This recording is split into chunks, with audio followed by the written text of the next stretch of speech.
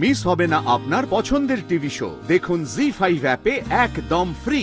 অনেকবারই আমি ওর বিয়ের কথা ভেবেছি জানো, কিন্তু সাহস করে বলে উঠতে পারিনি, কারণ কোনো সুযোগ্য পাত্রের কথা আমি চিন্তা করে উঠতে পারিনি।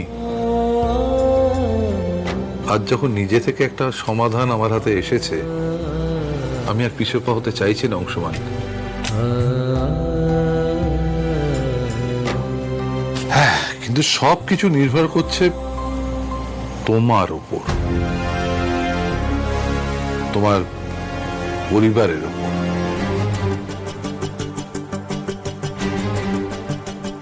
কি বলবো বলুন তো মাস্টারমশাই, পারমিতার যদি কোনো আপত্তি না থাকে তাহলে আমারও কোনো আপত্তি নেই, রাইট?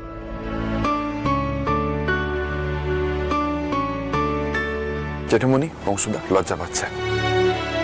আসলে মাস্টারমশাই এই প্রস্তাবটা হঠাৎ করেই আসলো তো, একবার বাড়িতে জানাতে চাই। আপনারা বলার আগে আমি চাইছি যে আমি একবার বাবা মাকে নিজে সবটা বলি। সত্যি কোনোদিনও তো ভাবিনি যে শেষমেশ পারমিতার সঙ্গে জীবনটা শুরু করতে পারবো, কিন্তু বাড়িতে তো কিছুই জানে না। ওখানে মানবে তো এই বিয়ে? বেশ, তো তুমি পারমিতাকে নিয়ে যাও তোমার বাড়ি, তারপর না হয় আমরা ফর্মাল কথাবার্তা বলবো। আমি তাহলে চলি মাস্টারমশাই। দাঁড়াও দাঁড়াও দাঁড়াও, কোথায় পালাচ্ছ? দাঁড়াও, ফুলকি মা বৌদিকে নিয়ে আসছে, সব কথা হয়ে যাক সামনাসামনি। বাবা বাবা কি হয়েছে গো? কাকি আর ফুলকি আমাকে রান্না করতে করতে ডেকে নিয়ে চলে এলো। কিছু হয়েছে? অংশু, তুমি কখন এলে?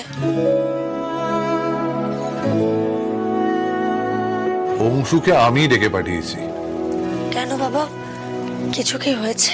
আসলে মা, মেয়ের বিয়ে দিতে গেলে পাত্রকে তো আগে ডাকতে হয় একবার।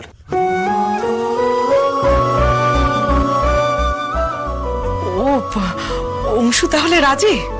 যাক। জয় মা কালী। কি হচ্ছে আমি না কিছু বুঝতে পারছি না। কার কার বিয়ে বাবা? আরে দিদি, তোমার আর দাদা ভাইয়ের বিয়ে, এটা বুঝতে পারছে না? জয় মা কালী, জয় মা কালী।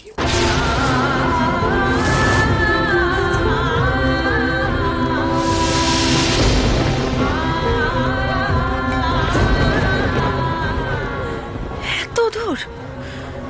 তার মানে ফুলকি আঙ্কেলকে বলে এদের বিয়ের বন্দোবস্ত করছে?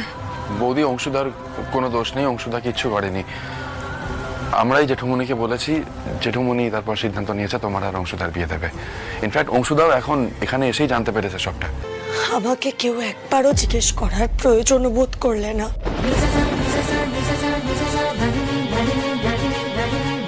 তোমাকে জিজ্ঞাসা করলেও তো তুমি নাই করতে পারো মিতা।